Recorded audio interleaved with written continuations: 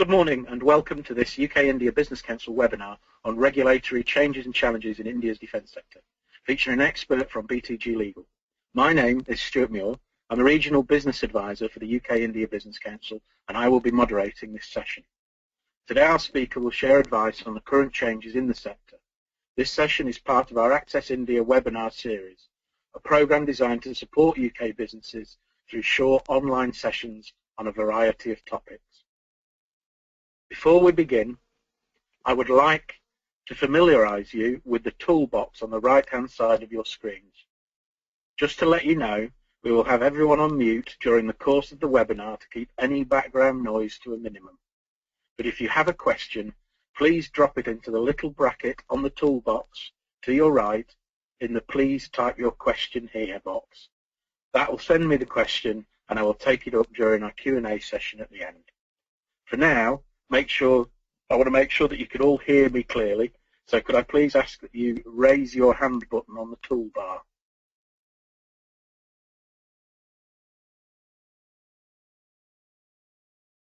Thank you. I would like to welcome Prashant Mara, founding partner of BTG Legal. The firm specialises in this kind of work, and Prashant has assisted the likes of Indigo, Tata Technologies and HAL in procurement and investment in the defence industry. He will guide us through the key points of the changes and how it affects British businesses wanting to trade and invest in India. Please, Prashant, I'll hand over to you. Thanks, Stuart. Good morning, everyone, or good afternoon, depending on where you're logging in from. We've got about 22 minutes, I would think, or 23 minutes to cover a whole lot of ground. So I've kind of divided my presentation into broadly three elements. The first one is the procurement process itself, covering the contractual clauses, and then the anti-bribery and anti-corruption clauses, and then the offset clauses or the offset obligations. And then we will move on to have a look at the changes in the foreign investment environment in the defense sector. And then lastly, consider what are the remaining challenges and what still needs to be done. So without further ado, I think we should just jump straight into the slide number 2, please. Thank you. So I'm just presuming, I saw the attendee list and it was pretty evident to me that people who had signed up were from the industry, so I won't really go into the basics of procurement process in India, but suffice it to say that the procurement happens under the defense procurement policy. That's the competitive procurement, of course. If there's an intergovernmental procurement, and then it happens under the IGA or the intergovernmental agreement. So we are talking here about the procurement process under the defense procurement policy and manual. The recent MMRCA bid was under the 2-bid system under the DPP and DPM. So if we were to go with the DPP and DPM and look at the contract and the contractual clauses, the key ones at least, it's surprisingly mostly good news as far as the clauses themselves are concerned, because the standard clauses are pretty much standard and pretty much in line with what you would expect from the industry in terms of warranties, payments, liabilities, indemnities. In fact, indemnity is only IP indemnity, which is quite surprising. Product support, and of course pricing is a commercial negotiation. Along with that, the fact that it's a standard contract and there aren't any major surprises in the way that the standard the contractual clauses are written, you're also helped by the fact that in India, and these contracts are governed by Indian law, in India, liability is limited to direct and actual losses or damages suffered by a party for breach of contract. So just to give you an example, we've all heard of the McDonald's case where McDonald's got sued by someone, by a customer who had hot coffee, and then the coffee spilled on her, and she had an accident, and then she sued McDonald's for the accident and the fact that the coffee was hot. And McDonald's had to pay quite a huge amount of fine or damages. And most of the damages in the U.S., which rockets up the amount, is actually punitive damages or punishment damages, which in India, under Indian law, is not recognized. So under Indian law, you can only have damages or award damages that have actually occurred, and one of the parties who suffered the damages has actually suffered those damages. So they have to be actually proved that these damages occurred, and therefore I have to recover them via a suit or a case. So that's the upside in the contractual clauses. But now let's come to the downside. The downside is that even though these are standard clauses that are prescribed in the DPP and DPM, most large contracts never follow these standard contractual clauses, because the DPP and DPM says that these clauses are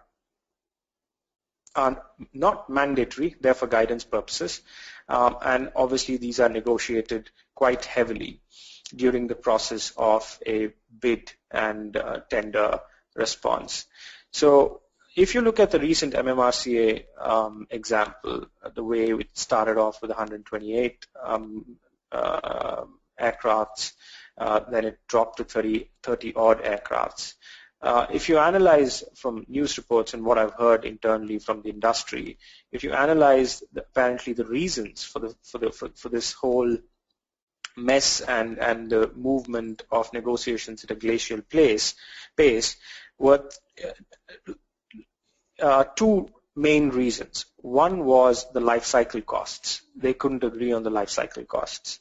The second one was on the transfer of technology. So the initial understanding was a small number of aircraft would be bought off the shelf from Dassault, and the remaining would be manufactured under license from HAL in Bangalore. Now, Dassault wasn't ready to stand by the warranty conditions or the specs of those aircrafts manufactured under license in HAL. Dassault's contention was that once we transfer the technology, we don't have any control over the quality, we don't have any control over the production line. That's all HAL doing. How will we be able to stand by the warranties? And the Indian government and HAL were, for obvious reasons, saying this is your spec, this is your technology. If that something goes wrong, then you are bound by the warranty conditions. So what this shows to us is that even though standard contractual clauses are pretty simple, the negotiation process of the contract itself is pretty convoluted, and the negotiation process depends on the bargaining power of each party. For example, Dassault was in a pretty strong bargaining position, or so they thought, and therefore they stalled and they didn't agree to any secondary position. Until the government now decided to cut down the size of the order, which obviously has come as a shock to the entire industry. So the real challenge, according to me and my experience with contracts, is actually the contract life cycle itself, the time from the floating of the tender until actual signature of the contract. Between these two key timelines, the costs increase because it's a few years at least that, if the projects are big, then it's more than a few years sometimes, and obviously the cost increases during this time, and those need to be built into the contract, which means contract renegotiation, and also a few key elements such as life cycle costs. Another example is Alouette, which were sold to India as Chetak helicopters quite some time back. I've been told that the cost of the life cycle cost of these helicopters were twice the cost of actually procuring these helicopters from the market, and that obviously has made India learn their lessons quite well, and therefore tough negotiations in the MMRCA contract as far as life cycle costs and technology transfer is concerned. So that's my take on the key contractual clauses. One to note, the points to note are the actual negotiation life cycle, transfer of technology, and warranties associated with that, and how you're going to do warranty support and life cycle costs of the equipment. So moving on to the next slide, please. Thank you very much. So apart from the key contractual clauses that we discussed in the previous slide, I think the biggest chunk of pain comes from the anti-bribery clauses and compliance with those clauses. Again, just like the key contractual clauses, the clauses themselves, the anti-bribery clauses themselves, aren't really up for negotiation, and they shouldn't be negotiated either. If you start negotiating, or if you start marking up an anti-bribery and integrity pact, for example, under the contract, eyebrows will be raised and it's not going to go anywhere. So it's simply a question of just signing the dotted line as far as the anti-bribery clauses and compliance is concerned. But then implementation or enforcement or compliance with these clauses is always tricky. 90% of my, of my experience in the anti-bribery clauses and compliance or non-compliance, I must say, is because of the involvement of agents in India, which incidentally is prohibited under the MOD rules, the DPM and DPP rules, unless these agents are registered and the commission payable to these agents are declared, and a whole range of other declarations and disclosures are made to the government. Now, in my experience, this has never happened. I don't think there's a single agent who has actually registered and a single commission that has been actually declared in the defense contracts that I have seen, at least. Now, does that mean there are no agents? No. Practically speaking, companies do employ agents. Companies do require the services of an agent, for good or for bad, because an agent is typically not just someone who's a middleman for corruption. An agent performs other valuable functions, such as identifying the projects, identifying the technical requirements, translating those technical requirements into parlance or into technical parameters that are understood by international companies, market research about what kind of equipment is being used, what kind of opulence we are talking about. All of these are very, very critical and perfectly legal functions that either a consultant or an agent, whatever nomenclature you have for that person, can perform. But the problem arises when the agent becomes involved in the procurement process, and that's the first level of the problem. The second level of the problem, which is obviously much more serious, is when this agent starts using what is termed as undue influence under the Prevention of Corruption Act. And undue influence, mind you, is not just bribes, is not just bribes in kind or cash. It can be any sort of undue influence, such as using a relative to put pressure, using hospitality to put some kind of incentive, or using any sort of influence which will otherwise undermine the selection process or the bidding process. So undue influence is used as a very, very broad term in the Prevention of Corruption Act. And when the government decides to go after someone, or when the enforcement authorities decide to go after someone, they don't just make use of this undue influence in the Prevention of Corruption Act and the Integrity Pact, but they also go under the Indian Penal Code and charge everyone allegedly involved in the corrupt activity with a case of criminal conspiracy, which leads to at least 7 years of imprisonment. So when the law enforcement authorities get involved, the real teeth is actually in the criminal conspiracy charge, which gets invoked quite often. Now, 90% of the time, I said earlier on, 90% of the cases for bribery arise out of agents, or the use of agents. And within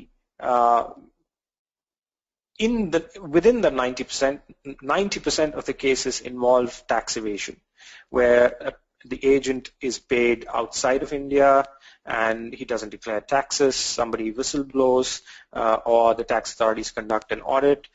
It comes up with the fact that he has offshore banking accounts. Then they refer the matter to the enforcement directorate. The enforcement directorate then investigates the source of these funds, and it all leads back to the fact that he was used as a middleman in a defense project, which then gets the Central Bureau of Investigation and the CVC, Central Vigilance Commissioner involved in the matter. Now, what's the solution? Obviously, the solution is no bribes. That's the most obvious solution. The second solution is, if you don't plan to register these agents and declare these agents, our solution is quite simple. Hire these agents as your individual employees, as your employees in the company, in the country. Open a subsidiary in India, which is not manufacturing or supplying defense equipment, but is a marketing company, and hire the agent or the proposed agent, make him your employee, pay him a salary, give him an official status, and use him as your representative when you're bidding in the tender process. And obviously, then he's or she is under your command and control. Therefore, you can exercise more control and ensure, hopefully, that there are no elements of undue influence used in the process of procurement. Now,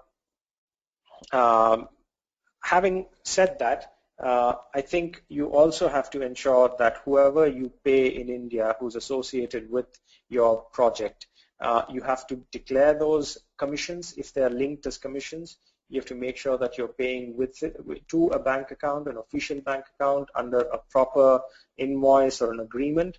And obviously, you have to make sure that the agent or your consultant declares these taxes. Consequences of not following these would be prosecution, blacklisting, and imprisonment under the Indian Penal Code. So that's anti-bribery and the use of agents. Can we move on to the next slide, please? Thank you. Offset obligations. I won't go into the elements of offset obligations because I think I'm sure everyone knows about the recent amendments in 2012 and the credit that was allowed for transfer of technology, the banked offset credits that are available for 7 years, multipliers when you use MSME companies, the overall penalty of liquidated damages for not complying with offset obligations, which are capped at 20%, the formation of the Defense Offset Management Committee, DOMW, which has been formed, and most importantly, from my side, most of my offset contracts have dealt with the civil aircraft and technology services, which has been recently included in the list of eligible products and services for offsets. Before the inclusion of civil aircrafts and technology and services related to civilian aircrafts, I'd seldom seen any offset obligations being satisfied by outsourcing contracts or by IT contracts. Of course, you had the Airbuses and the Rolls-Royces of this world establishing technical centers and software services and using those technical centers to satisfy their offset obligations.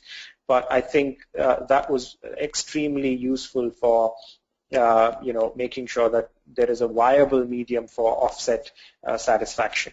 The challenges, though, with offsets still remain, according to me, and those challenges are, one of the ways that you can satisfy offset obligations is to buy from Indian manufacturers. Now, without being disrespectful to Indian manufacturers, we have to recognize the fact that apart from the DPSUs, not many or maybe even none of the Indian manufacturers are actually capable of any sort of high-tech defense manufacturing as of date.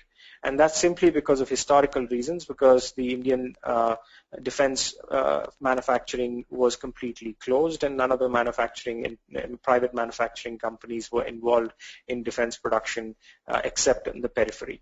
So until and unless the local homegrown Indian defense industry becomes more and more active and is able to manufacture quality high-tech defense products, satisfying offset obligations via via the Indian defense companies or manufacturers is still going to be a tough ask.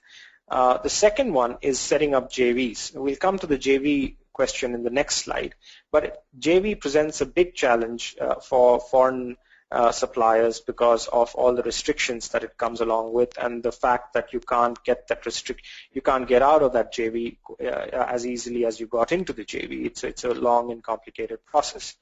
And the third one is, your Indian offset partners, IOPs as they're called. They're still saddled with all the problems that a manufacturing facility or a manufacturing setup in India needs to comply with. For example, the industrial license, the same labor issues, the same land issues, the same regulatory and bureaucratic issues. So manufacturing in India is a challenge, and along with the fact that technology is not completely up to date as of today, the fact that you would have to rely on the nascent manufacturing, defense manufacturing setup in India makes offset satisfaction, obligation satisfaction a challenge. So that's my take on offsets. A lot needs to be done, including and most importantly, making sure that local manufacturing capabilities improve. Or the other option is to include more in the list of eligible products and services that would open up the offset, bank, so to speak, to other services and products that India is already at the forefront of. Can we move on to the next slide, please? Thank you. So foreign investment it was increased from 26% to 49%. Lock-in period for transfer of equity was removed. But the major challenges still remain. Control still rests with Indian management. Majority representation on the board should be from the Indian party. CEO should be a resident Indian. Chief Security Officer should be a resident Indian. Now, with 49% equity or anything over 26%, you only get blocking majority. That means there are a few reserve matters under the Companies Act that the 74% holder or the 51% holder cannot pass without your consent. To an extent, whether you remain in 26% control or 49% control, as far as control of the company is concerned, doesn't really matter, because if you're if you're at 26% or if you're at 49%, it's the same rights that are available to you. The real difference comes when you're over 51%. So it's not really a huge change in terms of control. Of course, now foreign investors can get more dividend because they own 49%, or they can own 49% of the shares in an Indian company. But apart from that, the fact that the exit from an Indian JV is always challenging, because winding up an Indian company is not easy. It takes a few years to wind up. Repatriation of capital is not as it's not as difficult as it used to be, but it's still quite difficult. And most importantly, you have your technology that you're putting into the JV company. You have offset obligations, that is orders that you're putting into your JV company, but you don't have management control over that JV company because most of the management is still with the Indian side. So that's becoming, and that was and still remains a big challenge for foreign investors in the defense sector, and therefore increase from 26 to 49%, while it has to an extent kind of incentivized financially foreign investors to invest. I don't think from a control and management point of view it has made much of a difference, and it still remains to be seen on whether that increase will be effective. My last couple of minutes, the next slide please. I will focus on some policy changes as well as what remains to be done. I'll quickly run through it in a minute, and then we'll be open for question answers. Focus on Make in India.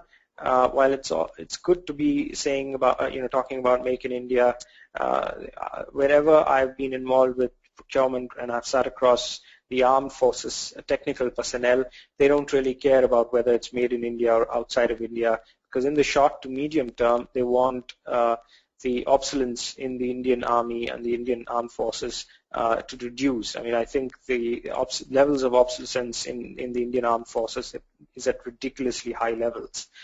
So there is a conflict between the Make in India program that's happening. In the short term, there's a conflict. In the longer term, I think Make in India campaign or the Make in India project is extremely essential to ensure that the local industry develops and there's some amount of indigenization of procurement of defense equipment. Appointment of agents is being considered under the new DPP. The new DPP is possibly looking at revising blacklisting that is detrimental to the Indian Army. I think it's the same. The news reports suggested that Augusta Westland were being looked at to be reintroduced into the list. And a revised law on public procurement is being formulated. And what still remains to be done is on the next slide, which is my last one. Can we move on to the next slide, please? Thank you. So we do need to implement a new bankruptcy code, which will make it easier for foreign investors to exit if the companies don't succeed. We do need to have established fast-track commercial courts, which the Prime Minister has announced in the budget that it would be established. And the cross-border disputes should be referred to these fast-track commercial courts. Period offset discharge, other than banked offsets, should be extended. We've already discussed the local industry to be made capable of offset support. Tax incentives and other benefits to be provided for local manufacturing. It's being done on a state level, but I think more states need to provide more state-level support in terms of incentives and financial incentives, and infrastructure status should be given to, I think, defense manufacturing. And lastly, a controversial one. Shared management control of the JV to give more confidence to foreign investors. Thank you very much, and that's it from my side.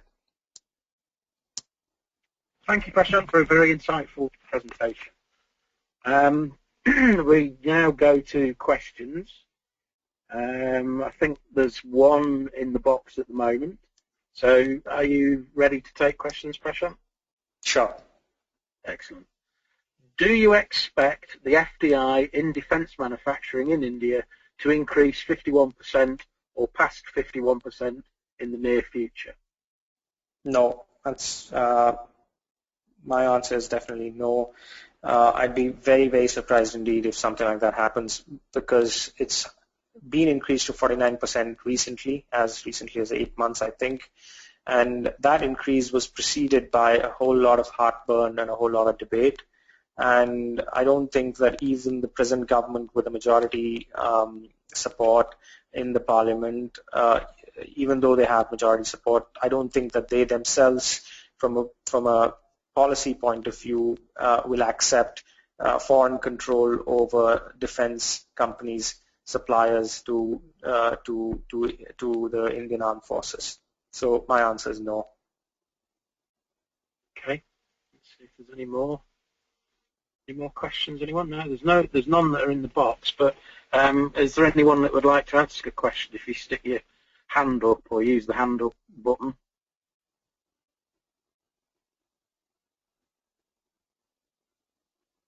No, it doesn't appear to be any, so obviously you've done a great job, Prashant.